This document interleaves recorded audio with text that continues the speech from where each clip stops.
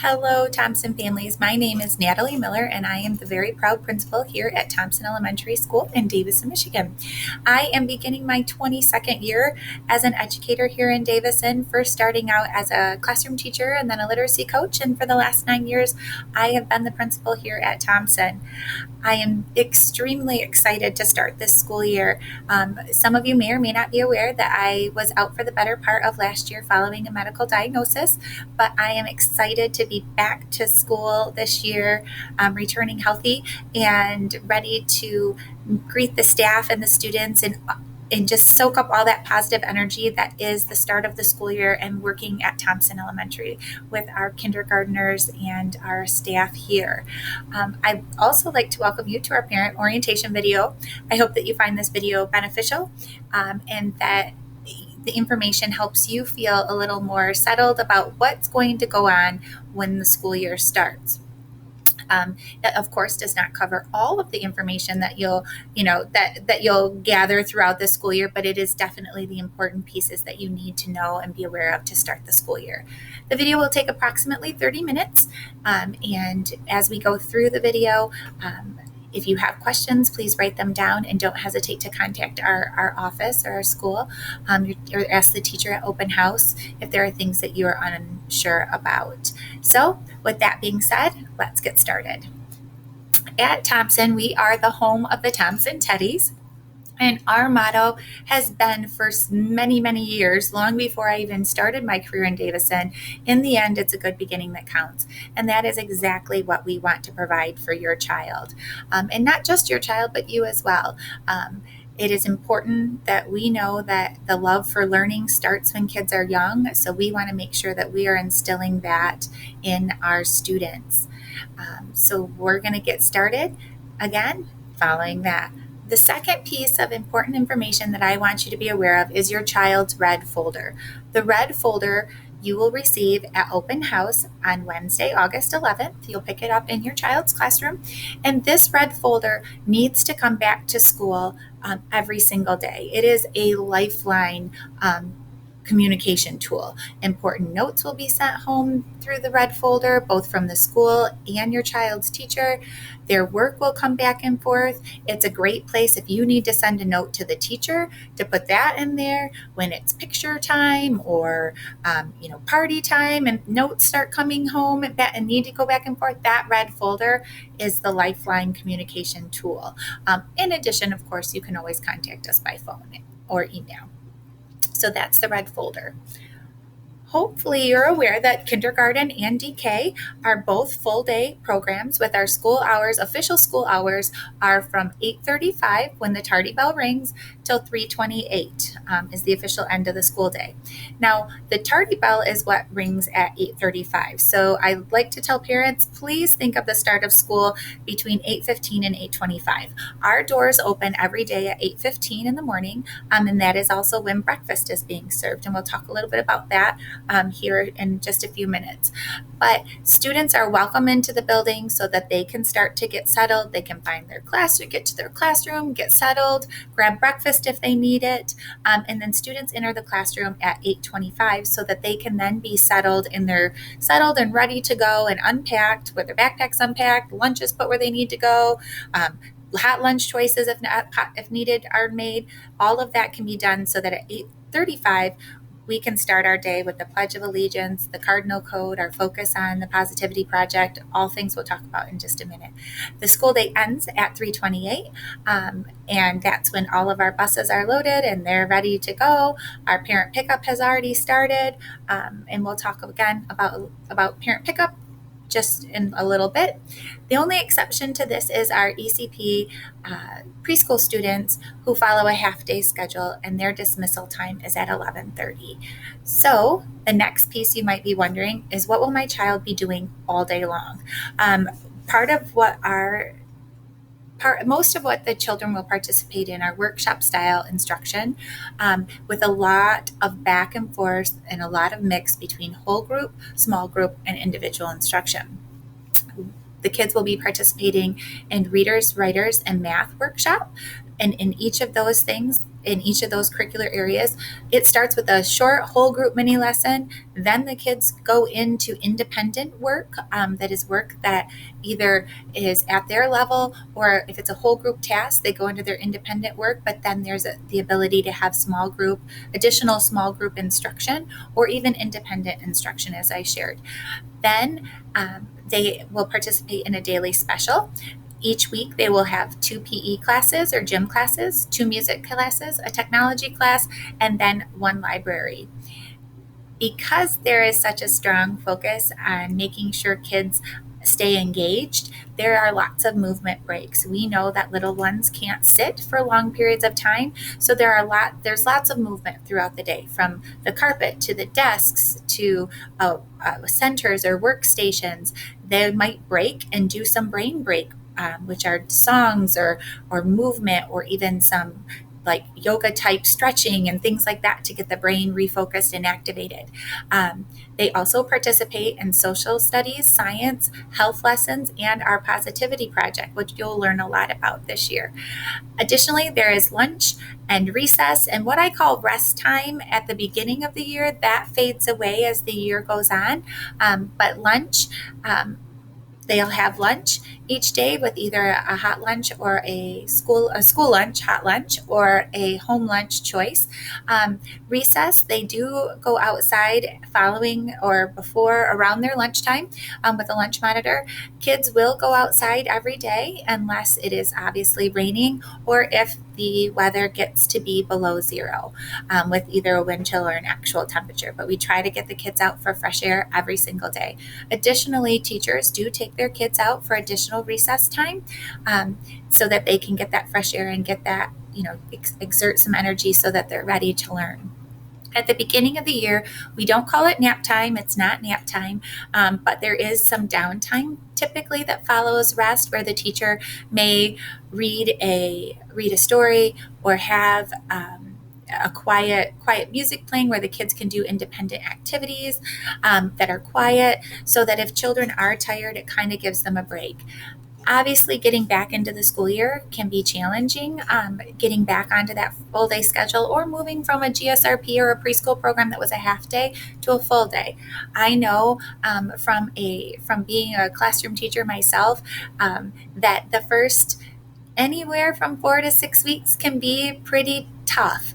And I always tell the story about my own daughter, who is a Davison student, and I always wished that she was the type, when she got tired, that would just curl up in my lap and fall asleep, but unfortunately she wasn't. She was the type, and still kind of is, that when she gets tired, she becomes a little bit dramatic and is the whole world is weighing on her.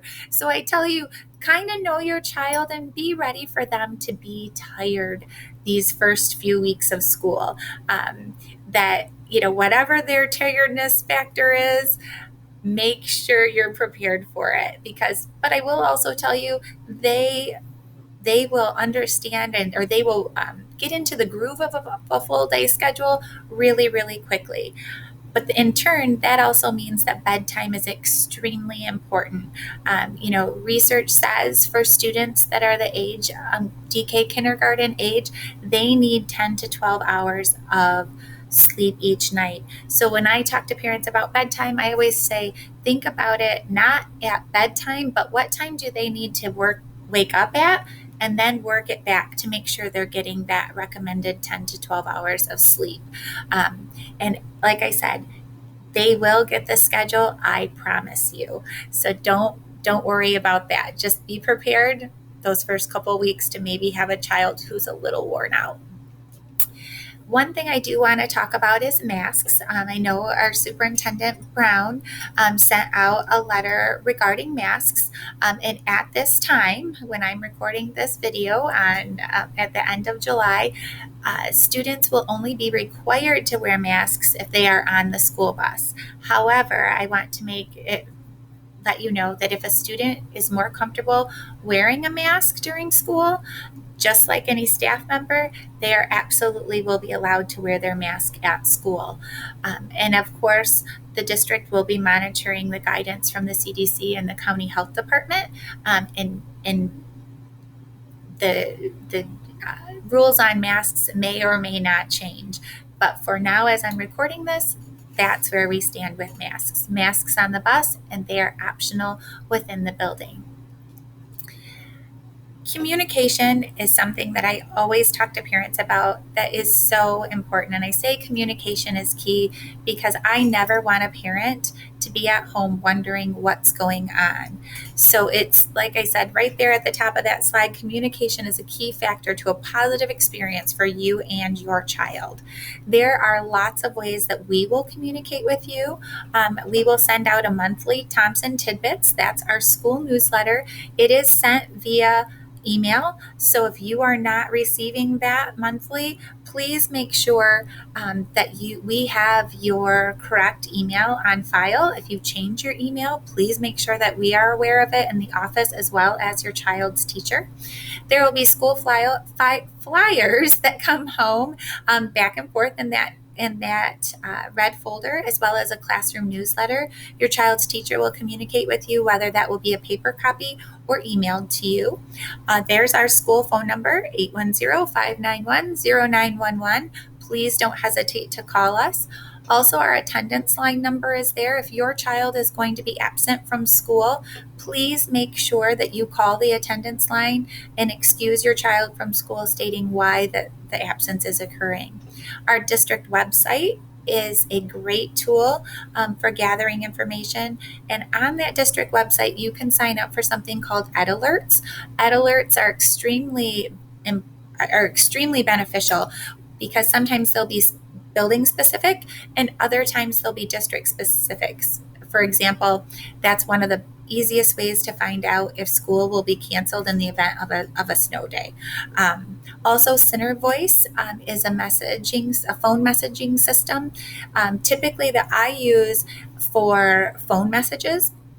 And so if there's something I want you to know, I will send it out in a Center Voice. Maybe it's a reminder about an upcoming event, or hey, don't forget, this is due tomorrow, our open house, so on and so forth.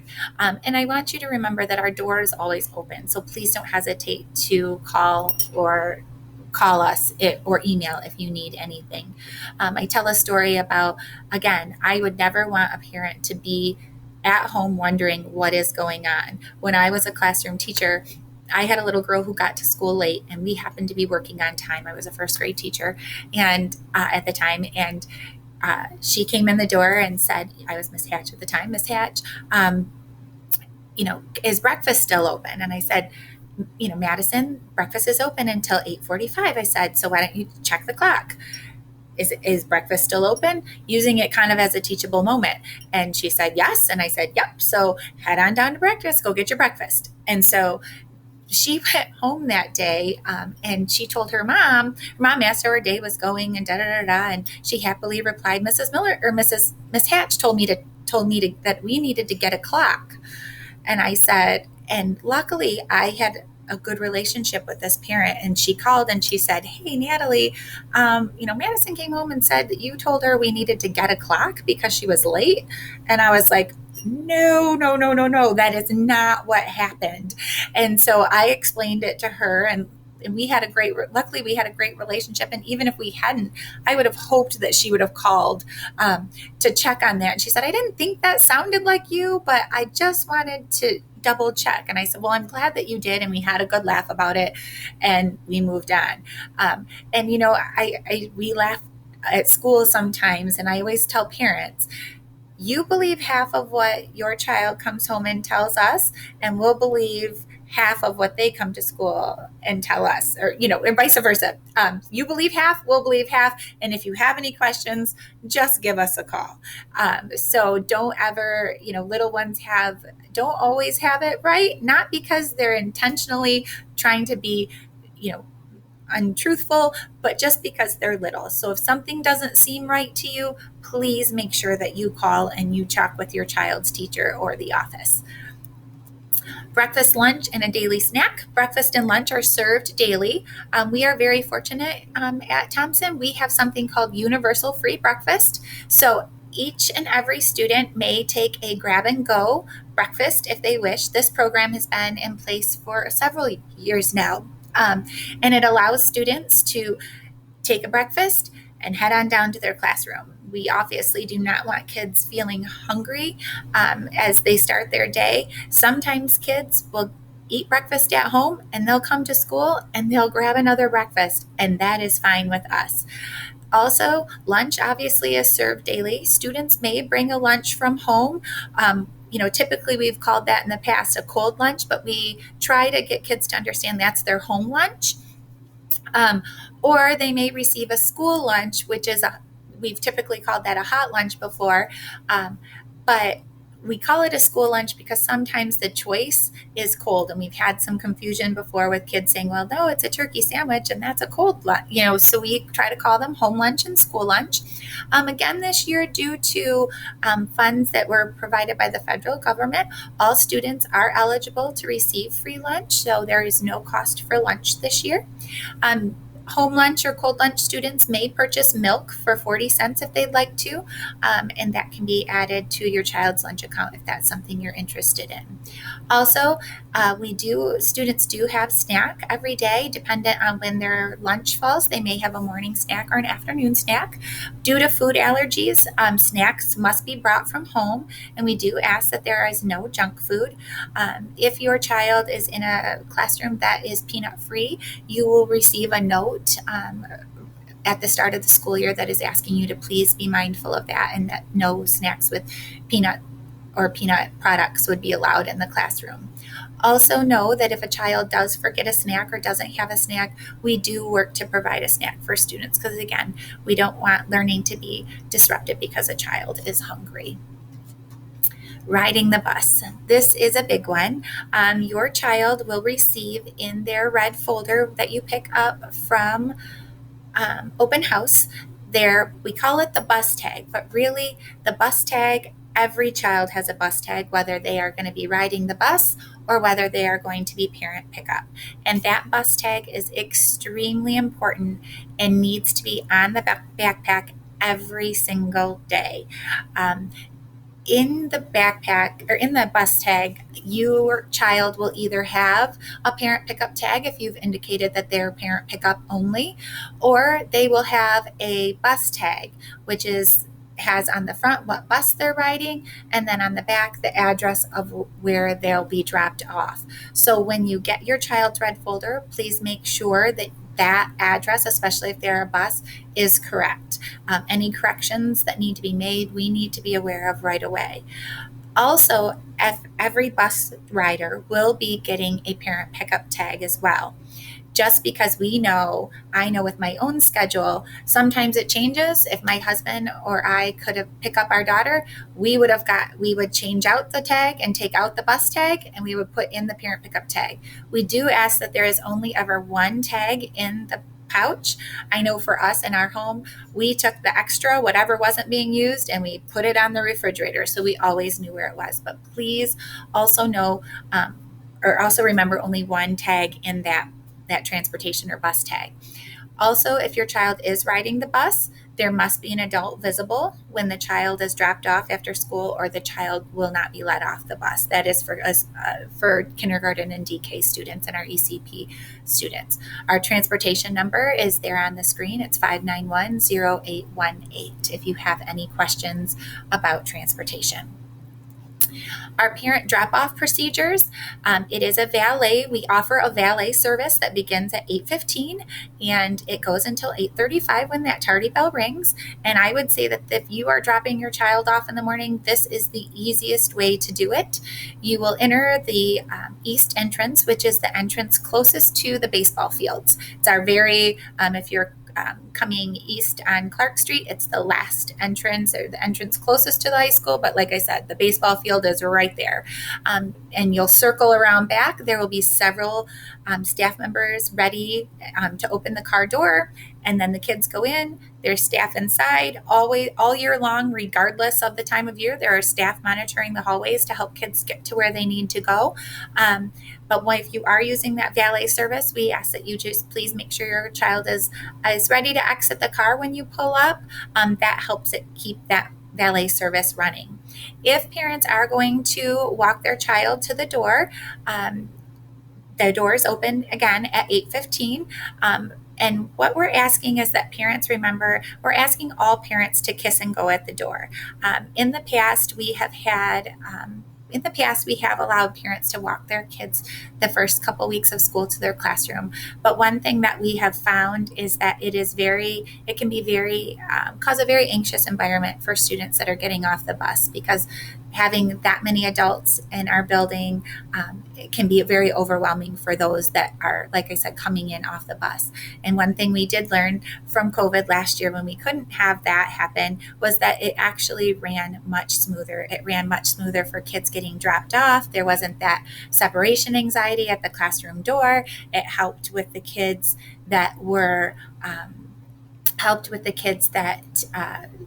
getting off the bus, to not have all those extra people in the hallway. And like I said, I will have an abundance of staff at the door to help the kids get to where they need to go. Additionally, that's one of the important parts of open house, is that kids will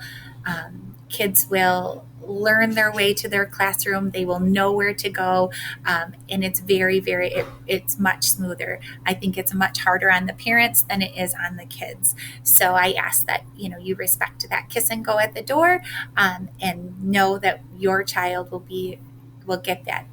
Also know there will be lots of opportunities this year for you to be in the building. Volunteer opportunities. We'll be able to have, hopefully all things going well, we'll be able to have our family events again, and classroom parties, and all of those things. So you will have lots of opportunities. But what we learned last year is that the school year goes much better if we just kiss and go at the door.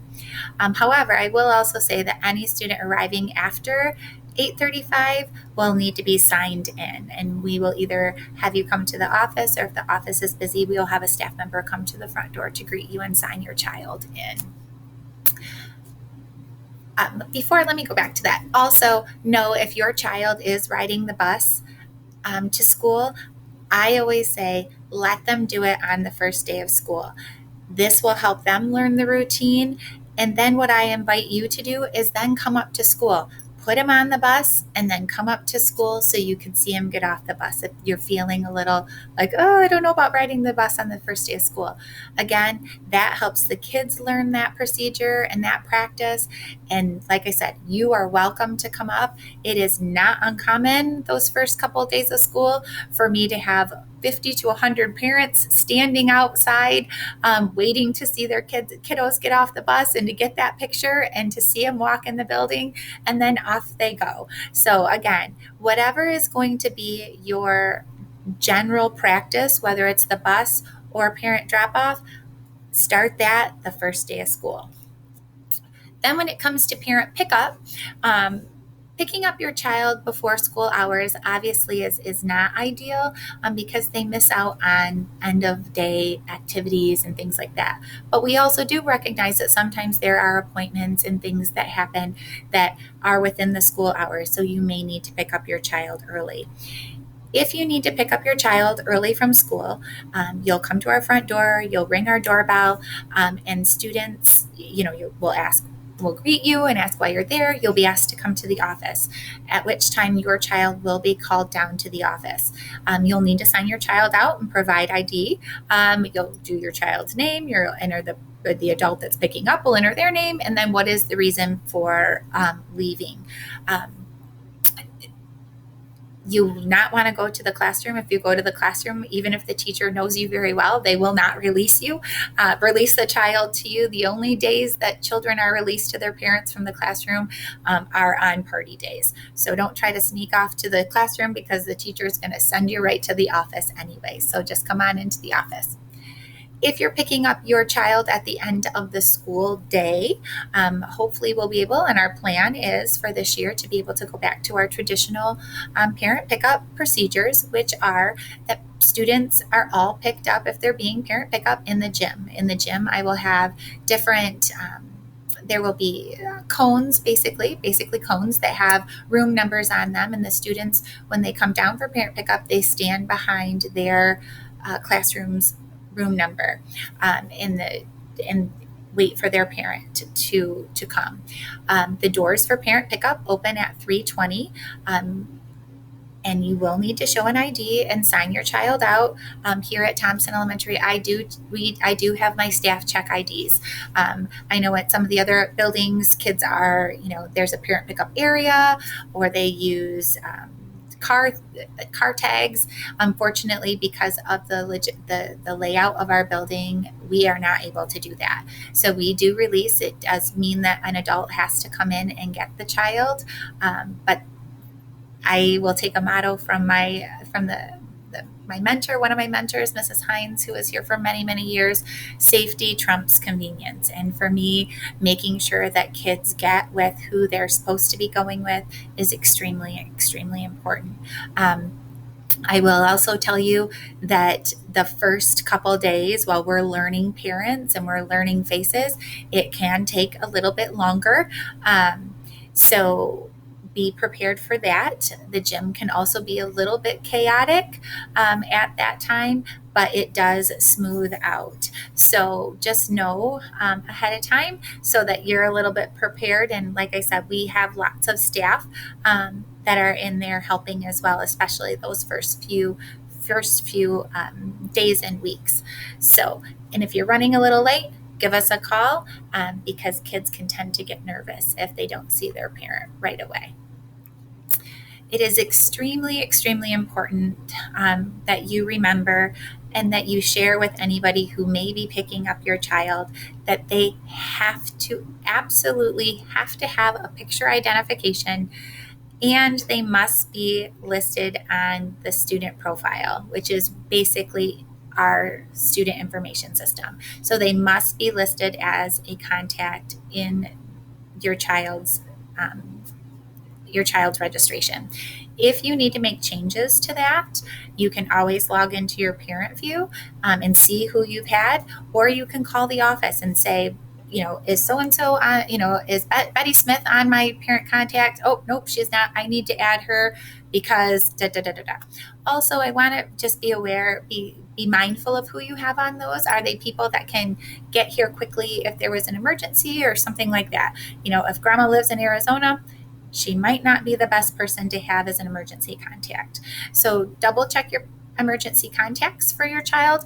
And remember, even if we know you from time to time, if you're a daily parent pickup student or you're a daily parent pickup parent, our staff will get to know you very, very quickly. But from time to time, they may be out and somebody may be subbing in. So please make sure that you always have your ID with you. Again, I want to reiterate that we will go by what's on your child's bus tag.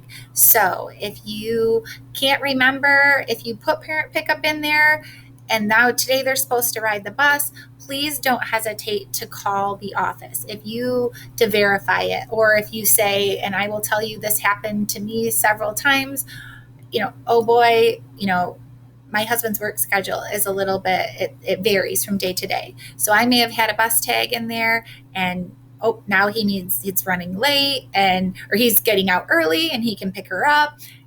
Call the office to change it. Do not leave that on a teacher's voicemail or email the teacher. Those changes need to come through the office because we will make a temporary tag for your child for that day. The next topic I'd like to cover is medication. It is very important that parents understand that no medication can be given to a child at school without a proper form being filled out by your child's doctor and returned to school. This includes Tylenol, aspirin, cough syrup, any over-the-counter medication. These forms are available in our office along with medical care forms. So if your child has asthma or an allergy or some other medical condition that we need to be aware of, whether they take medication for it or not, it is extremely important that we know in the office and we have the proper paperwork, proper care plans, and if there is medication, that we have the authorization to administer medication forms that are filled out by the doctor. So if you have anything like any medical concerns or questions, please make sure you contact our office right away. I know our office did send out medication forms back in June to parents that we knew, or to the parents of students that we knew about. But if you did not receive one of those or you have a question, please don't hesitate to call our office. Also, I want you to be aware, we understand that accidents happen. We do ask that you keep a change of clothes in a Ziploc bag in your child's backpack.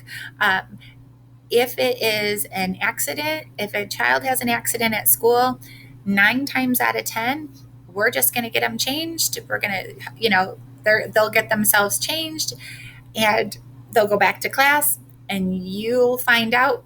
We'll just put the dirty clothes in a bag and in the soiled clothes in a bag and send them home. We don't call parents for accidents because they just happen, and we want to make the least,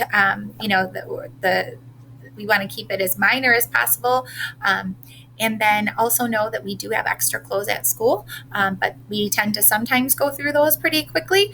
And if your child does need to borrow clothes from Thomson, we just ask that you wash them and send them back to school. Again, we try to make accidents as least traumatic for the kids as possible, because we just get accidents happen. Something else for you to be aware of is our cardinal code. If you've had any other students in the district, you are already aware of our cardinal code. And if not, you will hear about keeping the code a lot this year. We do a cardinal code pledge every morning, so the kids start to learn, and then we focus on what does it mean to follow the cardinal code throughout the building, whether it's on the bus, in the bathroom, in the cafeterias, the classroom, obviously. And the kids will learn do a cardinal code lesson every single day. But basically, cardinal code stands for being courteous, attentive, respectful, dependable, and supportive of our school. Our PTO is extremely important to our school. Our Thomson PTO meets on the third Monday of each month, and I'd like you to join us for our first meeting. Our meetings are typically held at 6 o'clock, and please watch our Thomson Tidbits for our first scheduled PTO meeting, and we hope to have you there. Also, one super important event that I hope to see all of you at is our Thomson Family Open House. That will be held on Wednesday, August 11th. In order to provide as much space as possible, and because this is a very popular event for families, we are asking that students with last names A through M come between 4 and 5 on that day, and students with last names N through Z come between 5 and 6. Now, we know that if there's a time frame that doesn't work, obviously we want to see all kids. So if that time frame doesn't exactly work out for you, please just come. That open house gives children the chance to tour the school, to meet other staff, but most important, it allows them to see their classroom, find out where they're going to sit, and most important, meet their teacher. So we hope to see you there. And like I said, that's also when you'll pick up your child's classroom red folder and any information from your child's classroom teacher that you would need to know on the first day of school. Some other important information are that we ask that, and I don't think they're as popular as they used to be, but no backpacks with wheels. We prefer that children are able to wear their backpacks because, as you can imagine, little one's dragging the backpack looking around and one's behind them looking around. We don't want to have any unintentional slip and fall or trip and fall accidents due to those backpacks on wheels. Also, they can have a tendency to then become airborne. So we ask that backpacks be kept on a child's back and with no wheels. Also, appropriate footwear. We do ask that while sandals are absolutely appropriate, we ask that there are no flip-flops, shoes that have a back that makes it much easier, especially when they're outside playing on the playground and doing those sorts of activities.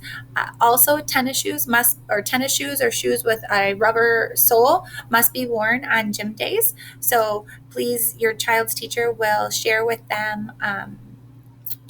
you their special schedule, so you'll know what days they need to have those tennis shoes for sure.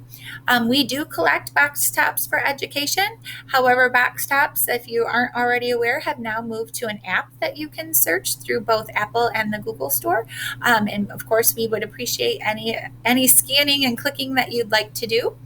Our Thomson Teddyware, you'll have an opportunity, if you wish, to purchase Thomson Teddyware. Those are just our t-shirts that are Thomson Elementary that have our little bear on them, our little Thomson Teddy, and our logo, as well as their PTO has some Thomson Teddyware or Thomson Teddy tumbler cups if you're interested in purchasing both of those. We do those at the beginning of the school year, and so that the kids will have their Thomson Teddyware to wear throughout the school, throughout the year. So watch for that, and that there will be information available for that at open house as well. Also, please watch for any volunteer opportunities via our Thomson Tidbits, or through your child's classroom teacher. So that is the end of this presentation. I hope that you gathered some valuable information. I appreciate you listening. I know it can be overwhelming, but the most important thing I want you to remember is that we're all in this together, and we want your child to have the best year possible. I look forward to seeing you all at open house and on the first day of school. Thank you.